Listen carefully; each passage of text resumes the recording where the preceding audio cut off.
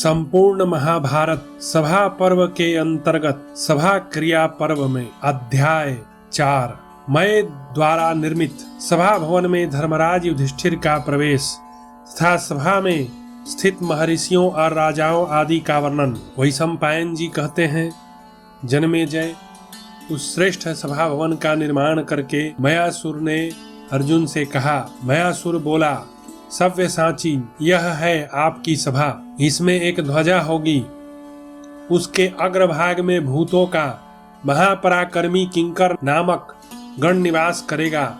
जिस समय तुम्हारे धनुष की टंकार ध्वनि होगी, उस समय उस ध्वनि के साथ ये भूत भी मेघों के समान गर्जना करेंगे। यह जो सूर्य के समान तेजस्वी अग्निदेव का उत्तम रथ है और ये जो श्वेत वर्ण वाले दिव्य एवं बलवान अश्वरत्न है तथा यह जो वानर चिन्ह से उपलक्षित ध्वजा है, इन सब का निर्माण माया से ही हुआ है।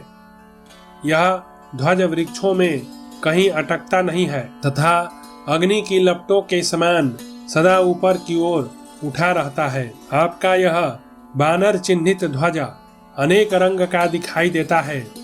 आप युद्ध में इस उत्कट एवं स्थिर ध्वज को कभी झुकता नहीं देखेंगे।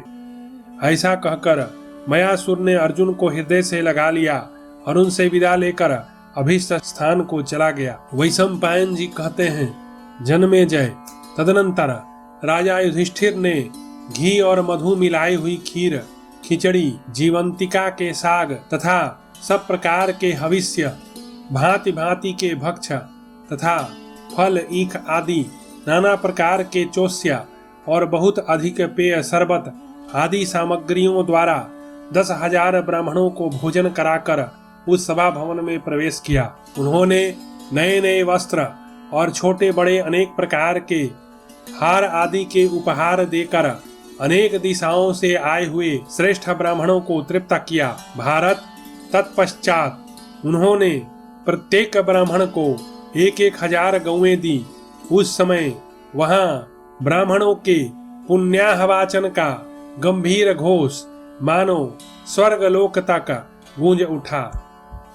कुरुश्रेष्ठ युधिष्ठिर ने अनेक प्रकार के बाजे तथा भांति भांति के दिव्य सुगंधित पदार्थों द्वारा उस भवन में देवताओं की स्थापना एवं पूजा की। इसके बाद वे उस भवन में प्रविष्ट हुए। वहां धर्मपुत्र महात्मा युधिष्ठिर की सेवा में कितने ही मल्ल, बाहु युद्ध करने वाले नट, झल्ल, लकुटियों से युद्ध करने वाले सूत और बैतालिक उपस्थित हुए। इस प्रकार पूजन का कार्य संपन्न करके भाइयों सहित पांडुनंदन युधिष्ठिर स्वर्ग में इंद्र की भांति उस रमणीय सभा में आनंद पूर्वक रहने लगे। उस सभा में ऋषि तथा विभिन्न देशों से आए हुए नरेश पांडवों के साथ बैठा करते थे। हसिता, देवल, सत्य, सर्पिमाली, महाशिरा, अर्वावसु, सुमित्रा, मैत्रेय, सुनक, बलि, बक, दालभ्य, स्थूलशिरा, कृष्णद्वैपायन, सुखदेव, व्यास जी के शिष्य सुमंतु, जैमिनी, पैल तथा हम लोग तित्तिर, याज्ञवल्क्य पुत्र सहित लोमहर्षण, अपसु, होम्य, धौम्य, अणिमांडव्य, कौशिक, दामोषणीव, त्रैबली, परनाद, घटजानुक, मौजायन, वायुभक्ष, पराश्रय, सारिक, बलिवाक, सिनिवाक, सत्यपाल, कृतशर्म, जातुकर्ण, शिखावान, आलंभ, परिजातक, महाभाग पर्वत, महामुनि मार्कंडेय, पवित्र पाणी, सावर्ण, भालुकी, गालव, जंघाबंधु, रैभ्य, कोपवेग, भृगु, हरिबभ्रु, कौंडिय, ब्रभुमाली, सनातन, काक्षीवान, औसीज, नाचिकेता, गौतम, पैगह, वराह, सुनक, महातपस्वी, सांडिल्य, कुकुर, वेणुजंघ, कालाप तथा कंठ आदि धर्मज्ञ, जीतात्मा और जितेंद्रिय मुनि उस सभा में विराजते थे। ये तथा और भी वेद वेदांगों के पारंगत बहुत से मुनि श्रेष्ठा उस सभा में महात्मा युधिष्ठिर के पास बैठा करते थे।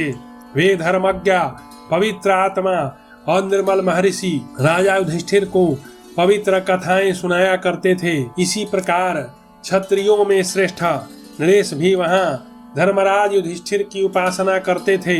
श्रीमान, महामना, धर्मात्मा, मुंजकेतु, विवर्धन, संग्रामजित, दुर्मुख, पराक्रमी उग्रसेन, राजा कच्छसेन, अपराजित खेमक, कंबोजराज, कमठ और महाबली कंपन, जो अकेले ही बल पौरुष संपन्न अस्त्र विद्या के ज्ञाता तथा अमित तेजस्वी यवनों को सदा ही उसी प्रकार कपाते रहते थे जैसे वज्रधारी इंद्र ने कालकेय नामक असुरों को कंपित किया था।